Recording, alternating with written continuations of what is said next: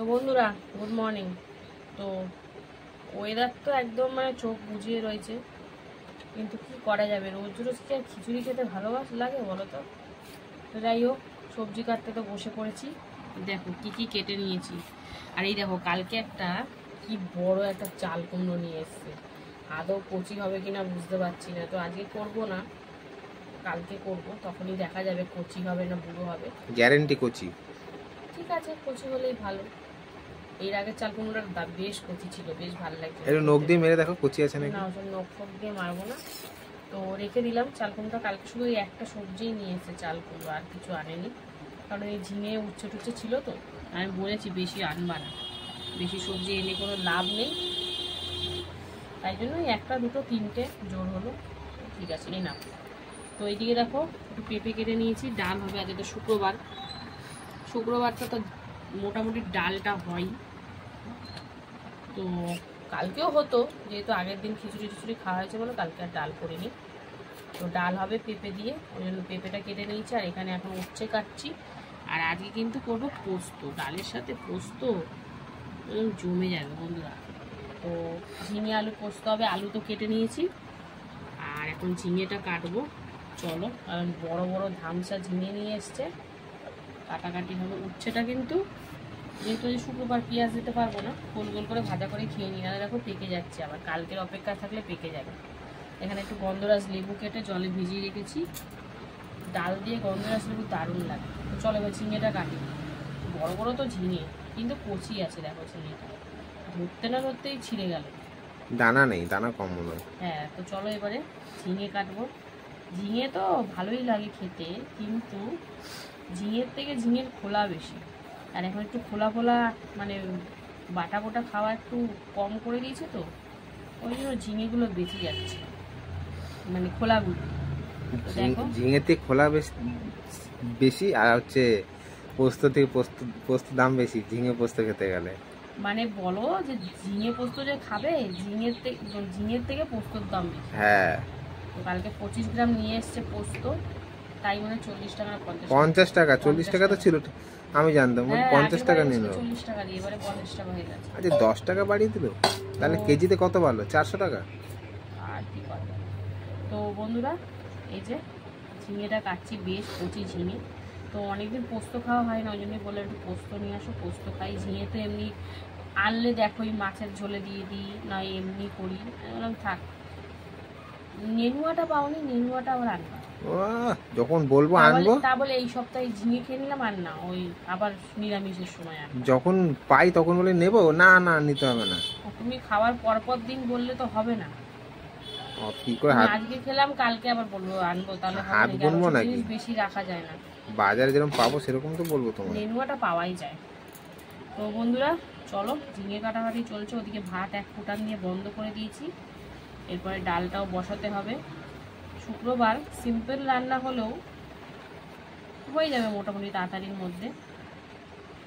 আবার এদিকে অন্য সব কাজ বাজও রয়েছে, যতটা তাড়াতাড়ি করতে পারবো তত নিজেরই সুবিধা। কিন্তু বাইরের ওয়েদারটা খুব সুন্দর, কিন্তু এই কাজকর্ম করতে গেলে অসুবিধা হয়ে যায়, বাইরে বেরোতে গেলে সব ভিজে একাকার। তো চলো একদম ঝিঙে কেটে সরাসরি চলে যাব রান্নায়, কারণ আর সবজি সাবজা কিছু কাটার নেই, একদম রান্না দেখাবো তোমাদের। তো চলো সঙ্গে থাকো, দেখতে থাকো বন্ধুরা। এই যে রান্না বান্না তোড়জোড় শুরু হয়ে গেছে। তো এখন মুগ ডালটা শুকনো কড়াইতে ভেজে নিচ্ছি, কারণ ডাল বসাবো পেঁপে দিয়ে সিদ্ধ। আর এদিকে ভাত কিন্তু এক ফুটান দিয়ে বন্ধ করে দিয়েছি, আবার একটু পরে আরেক ফুটান দেবো। তো চলো ডালটা ভেজে নিই, তারপরে মানে ডালটা ভেজে বসিয়ে দেবো। বন্ধুরা এই যে প্রেসারে কিন্তু পেঁপে দিয়ে মুগ ডাল সিদ্ধ বসিয়ে দিয়েছি, শুধু লঙ্কাই দিয়েছি, আর কিছু দিইনি। তো চলো এটা তো এদিকে সিটি বাজিয়ে নেবো একটা, আর এদিকে কিন্তু ভাত আরেক ফুটান দিতে বসিয়ে দিয়েছি, হলে এটাও গড় দেবো। তো চলো দুদিকে দুটো হচ্ছে, সঙ্গে থাকো বন্ধুরা। ডাল তো প্রেসারে সিটি দিয়ে নিলাম একটা, এখন কিন্তু এই যে পাঁপড় ভাজা বসিয়েছি। তো একরকম না, কিন্তু একদম দুরকম পাঁপড়, এই যে ব্যাগ পাঁপড়ও আছে। আর এদিকে ভাত হয়ে গেছে, এবার ভাতটাও গড় দেবো। তো চলো পাঁপড়টা ভেজে নিই, তারপরে আসছি আবার। বন্ধুরা এ দেখো দু রকমের পাঁপড় ভেজে নিয়েছি, আর এখন কিন্তু বসিয়ে দিয়েছি উচ্ছে ভাজা, একদম গোল গোল করে লবণ হলুদ মাখিয়ে। তো চলো একদম কড়া কড়া করে ভেজে নেব, তারপরে আসছি আবার, তোমার দেখাবো অবশ্যই, কড়া করে ভেজে নিই, সঙ্গে থাকো বন্ধুরা। এরকম উচ্ছে তো লাল লাল করে ভেজে নিলাম, একদম ভালোই মুচমুচো হয়ে যাবে। তো চলো নাবিয়ে নিই, তারপরে কিন্তু আরেকটা তরকারি বসাবো। তো চলো সঙ্গে থাকো বন্ধুরা। উচ্ছে ভেজে কিন্তু আমি এবারে উচ্ছে বসিয়ে দিলাম, কেন বলো, কালো জিরে ফোড়ন দিয়ে পোস্ত করবো, ওই জন্য আলুটা দিয়ে দিলাম, আর সাথে একটু হলুদ দিয়ে অল্প খেলেই করছি, কারণ আছে কারণটা তোমরা ভিডিওটা ধরে দেখলেই জানতে পারবে। তো চলো এখন আলুটা হালকা করে ভেজে নিই, তারপরে আসি। আলুটা হালকা করে ভেজে দিয়ে দিলাম লবণ আর হলুদ, আর সাথে দিয়ে দেবো এবারে কিন্তু এই ঝিঙেগুলো। তো ঝিঙেটা দিয়ে একটু হালকা ভাজাভাজি করে তারপরে অল্প করে জল দেবো, কারণ পোস্তটা সবার শেষে দেবো, তাহলে গন্ধটা বেশ ভালো থাকবে। আমি কিন্তু ওরমভাবেই করি, তো তোমরা কে কীভাবে করো অবশ্যই আমাকে জানিও, চেষ্টা করবো আমি সেইভাবে করার। তো যাই হোক, চলো এখন ঝিঙেটা দিয়ে একটু হালকা ভাজাভাজি হোক, তারপরে জল দেবো।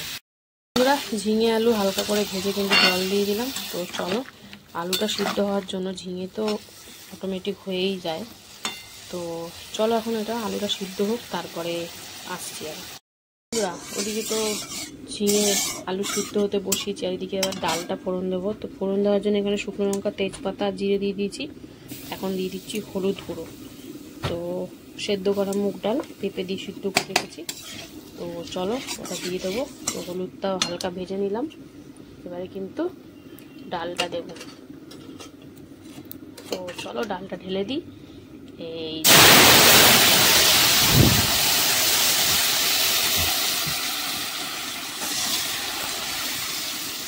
পেঁপে দিয়ে মুগের ডাল, খুব একটা পাতলা হবে না, একটু ঘনই হবে। তো চলো মিশিয়ে নিই, আর এবারে কিন্তু এতে চিনি আর একটু সামান্য চিনি আর পরিমাণ অনুযায়ী লবণ দিয়ে দেবো, দিয়ে বেশ করে ফুটিয়ে নেব, আর জল দেবো না, এই ঘনত্বটাই ঠিক আছে।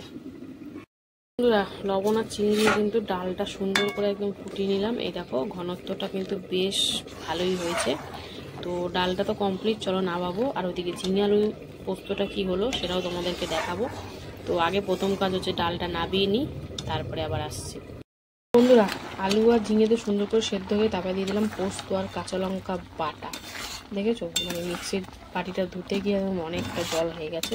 তো যাই হোক, এখন হাই ফ্লেমে এটাকে পুরো শুকনো শুকনো করার মতন করব। আর তার সাথে দিয়ে দিচ্ছি দুটো কাঁচা লঙ্কা ফাটিয়ে, একটু কাঁচা লঙ্কা ফাটিয়ে দিলে বেশ ভালো লাগে। আর দিয়ে দেবো এর সাথে একটু চিনি, পোস্ত মানেই তো একটু মিষ্টি মিষ্টি হবে। তো চলো একটু হালকা রান্না করে নিই 2-3 মিনিট মতন, তারপরে নামাবো। তো চলো একটু গামাকা হোক, তারপরে তোমাদের দেখাবো বন্ধুরা। দেখো ঝোল কিন্তু অনেকটাই শুকিয়ে গেছে। তো চলো এবার নামাবো। আর নামানোর আগে প্রথমেই তো বলেছিলাম তেলটা কেন কম দিলাম, কারণ হচ্ছে এই যে নামানোর আগে একটু কাঁচা সর্ষের তেল দেবো, এটা দিলে না ফ্লেভারটা বেশ ভালো আসে। পোস্তর যে আসল ফ্লেভার সেটা আসে সর্ষের তেলের ঝাঁজ। তো এই জন্যই কিন্তু আমি তখন তেলটা কম দিয়েছিলাম। তো চলো এবার নামিয়ে নেব। আর আজকের মতন আমার রান্নাবান্না কমপ্লিট এখনের মতন। তো কেমন লাগলো আজকের এই নিরামিষ সিম্পল রান্নাবান্না অবশ্যই কমেন্টে জানিও। আর কারা কারা ভালোবাসো পোস্ত খেতে সেটাও জানিও। তো ভিডিওটা যদি আমার ভালো লাগে লাইক কমেন্ট শেয়ার করে ফলো করে পাশে থেকো। তো চলো আবার দেখা হবে দুপুরে খাবার ভিডিওতে। ততক্ষণ সবাই সুস্থ থেকো, ভালো থেকো, টাটা। হ্যালো বন্ধুরা, শুভ দুপুর। তো প্রতিদিনকার ন্যায় কিন্তু দুপুরের খাবার নিয়ে বসে পড়েছি। তো আজকে হচ্ছে শুক্রবার। তো চলো শুক্রবার দুপুরের লাঞ্চ থালির মেনুতে যে কি কি রেখেছি প্রথমে সেটা তোমাদেরকে বলে দিই। তো লাঞ্চ থালি তো প্রতিদিনকার ন্যায় সুন্দর করে সাজিয়ে গুছিয়ে নিয়ে আমি বসে পড়ি। তো এখানে কি কি রয়েছে দেখো, রয়েছে এখানে গরম গরম ভাত, এখানে রয়েছে এক টুকরো গন্ধরাজ লেবু, রয়েছে উচ্ছে ভাজা, তার সাথে নিয়েছি একটু কাসুন্দি অনেকদিন পর, তারপরে নিয়েছি মুগ ডাল পেঁপে দিয়ে, রয়েছে ঝিঙে আলু পোস্ত আর পাঁপড় ভাজা। তো এই ছিল আজকের আমার মেনু। তো চলো এবার খাওয়া দাওয়া শুরু করা যাক। প্রথমে একটু ডালটা সরিয়ে দিলাম, আগে উচ্ছে ভাজা দিয়ে খাবো। আর অনেকদিন পর ইচ্ছা করলে একটু কাসুন্দি খেতে, তাই জন্য অল্প করে একটু কাসুন্দি নিয়ে নিয়েছি, কারণ উচ্ছের পরিমাণ মানে ভাজার পরিমাণ অল্প বলে কাসুন্দি অল্প করে নিয়েছি। তো আমার কিন্তু এই ভাজাভুজি দিয়ে কাসুন্দি খেতে বেশ ভালো লাগে, বিশেষ করে শাক ভাজা আর উচ্ছে ভাজা। তো যাই হোক, উচ্ছে ভাজা তো আমার খেতে খুব ভালোই লাগে, তোমরা জানোই। তো অনেকদিন পর খেলাম কাসুন্দি দিয়ে, বেশ ভালো লাগলো। তো উচ্ছে ভাজা দিয়ে খাওয়া কমপ্লিট। এবার কিন্তু এই যে গন্ধরাজ লেবুটা পুরো ডাইরেক্ট আগে মানে ডালের মধ্যে চিপে নেবো, তাহলে বেশ ভালো হবে। পুরো ডালটা একদম সুন্দর করে লেবুর গন্ধ হয়ে যাবে, রসের টক হয়ে যাবে। তো একটা পুরো পেঁপেও খেয়ে নিলাম। তো চলো এবারে কিন্তু ডালটা ঢেলে নেবো। তো অল্প করে প্রথমে ঢেলে নিলাম, কারণ পাঁপড় টাপড় আছে তো সব একদম ডালে মিশে গিয়ে একাকার হয়ে যাবে। তো যাই হোক, ঝিঙে পোস্ত দিয়ে মানে ডালটা দিয়ে মেখে প্রথমে এক গাল আগে টেস্ট করলাম, তারপরে পোস্ত দিয়ে বন্ধুরা পুরো জমে গেছে। মানে কি বলবো, মারাত্মক লাগছে।